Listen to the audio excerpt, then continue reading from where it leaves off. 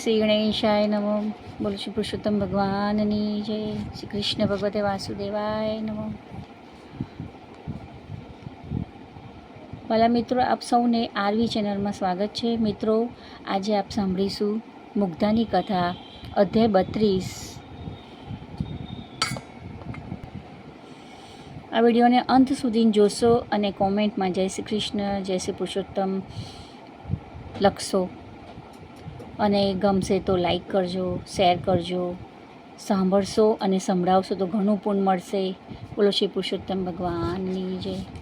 અધ્યાય 32, મુગ્ધાની કથા.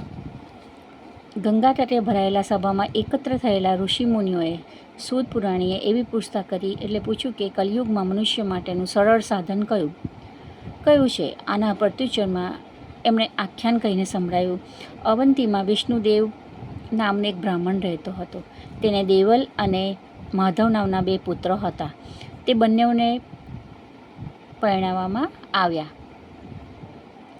દેવલની પત્નીનું નામ હતું રૂપમતી અને માધવની પત્નીનું નામ હતું મુગ્ધા હતું. રૂપમતી ભારે ચાલાક અને નિર્દયી હતી, જ્યારે મુગ્ધા ભલી ભોળી સ્ત્રી હતી. સમય જતાં વિષ્ણુદેવ માંડો પડ્યો અને મરણ પામ્યો. દેવલ અને માધવ ઉપર ઘરની જવાબદારી આવી. આર્થિક સ્થિતિ નબળી પડવા લાગી અને યોગ્ય ધંધો હાથ ના લાગતા બંને ભાઈઓ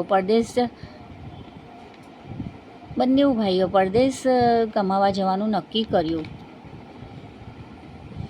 માધવ મૂંઝવણમાં મૂંઝાયો, કેમ કે તેની પત્ની ભલી ભોળી હતી. તેને એની પત્નીની ચિંતા થવા લાગી કે હું જઈશ તો મારી પત્નીનું શું થશે, હાવ ભોળી છે, તેનું શું થશે, એમ ચિંતા કરવા લાગ્યા.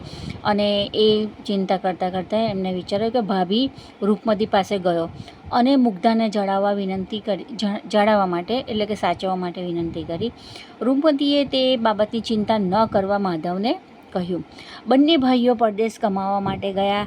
પછી રૂપમતીએ પોતાનું અસલી સ્વરૂપ પ્રગટ કર્યું અને મુગ્ધાને કારણ વગર જ બજાવવા જેમ તેમ બોલવા લાગી. છેવટે એક દિવસે તેને મુગ્ધાને ઘરની બહાર કાઢી મૂકી. મુગ્ધા અલગ ઘર લઈ આજુબાજુના પડોશીઓને ત્યાં કામકાજ કરીને પોતાનું ગુજરાન ચલાવતી. ઉપરાંત તે રૂપમતીના ઘરનું પણ કામકાજ કરતી. એવામાં અધિક પુરુષોત્તમ માસ આવ્યો. રૂપમતી પુરુષોત્તમ માસનું વ્રત કરવાની હતી.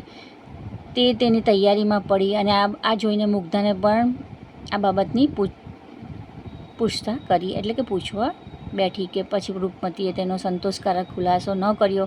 આથી મુગ્ધાએ રૂપમતીની સખી ભામિની આ બાબત વિશે પૂછ્યું. ભામિનીએ પણ રૂપમતીની જેવી ચાલાક અને ઈર્ષાળુ અને મસ્કરીખોર હતી.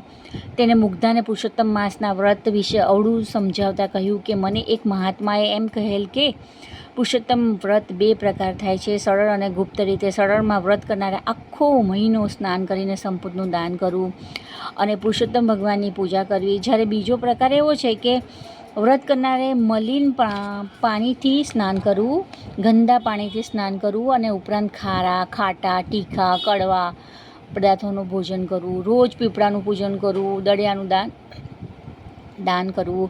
આ બધી બાબતો કોઈને જણાવી નહીં, જેથી તે ગુપ્ત પ્રકાર કહ્યો છે. તે તરત જ સિદ્ધ થાય છે. ભલી ભોળી મુગ્ધા અધિક માસના દુર્ગંધ મારતા ખરાબ પાણીથી સ્નાન કરતી, પીપળાનું પૂજન કરતી, ભગવાનનું સ્મરણ કરતી. પછી તે ઘરે આવી સ્વચ્છ પાણીથી સ્નાન કરતી. ભોજનમાં તે ખારા, ખાટા, તીખા અને કડવા પદાર્થનો ઉપયોગ કરતી અને તેનું નિત્ય કર્મ થઈ પડ્યો.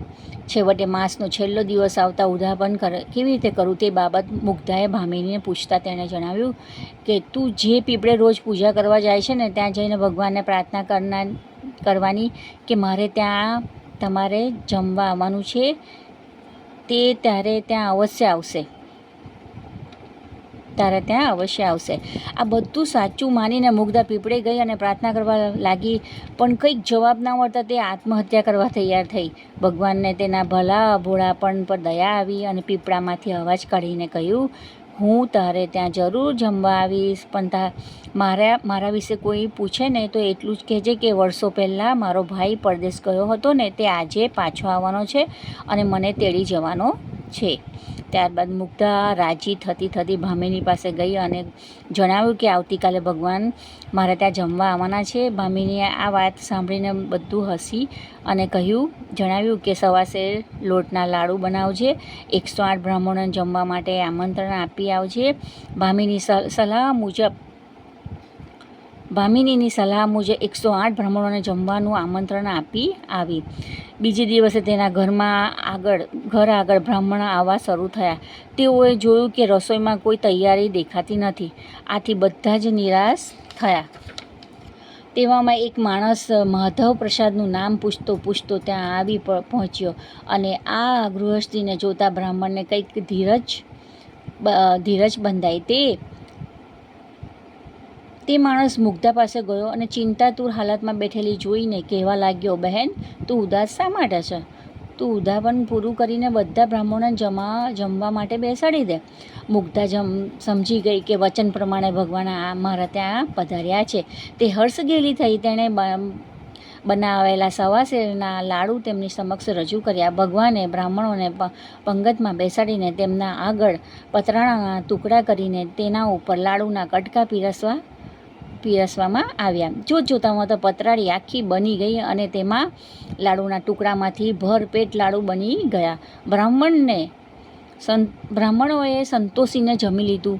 પછી તેમને દક્ષિણા આપવામાં આવી. બીજી બાજુ તો રૂપમતીએ ઉદ્યાપન નિમિત્તે બ્રાહ્મણને જમવા બોલાવ્યા હતા. આ બાજુ રૂપમતીના ત્યાં પણ બ્રાહ્મણોને જમવા બોલાવ્યા હતા. તેઓ પંગતમાં બેસી ગયા, પણ ભગવાનની અવકૃપાથી રસોઈ બધી જ અદૃશ્ય થઈ ગઈ. રૂપવતીના ત્યાં રસોઈ બધી અદૃશ્ય થઈ ગઈ.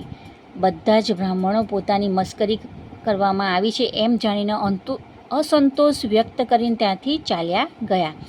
આ બાજુ મુગ્ધાને ત્યાંથી જમીને દક્ષિણા લઈને જતા બ્રાહ્મણો તેને વાહ બોલાવવા લાગ્યા અને રૂપમતી અને ભામિની આ બાબત જાણી પોતાની દુષ્ટતા પર શરમાવા લાગી.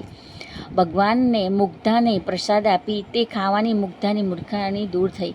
ભગવાને મુગ્ધાને પ્રસાદ આપ્યો અને એ પ્રસાદ ખાવાથી મુગ્ધાની મૂર્ખામણી દૂર થઈ.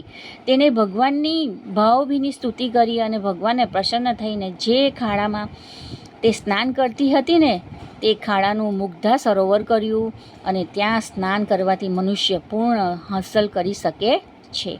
છેવટે ભગવાન મુગ્ધાને ગોલોકમાં લઈ ગયા અને રૂપમતી અને તેની સખી ભામિનીને નરકમાં ધકેલી.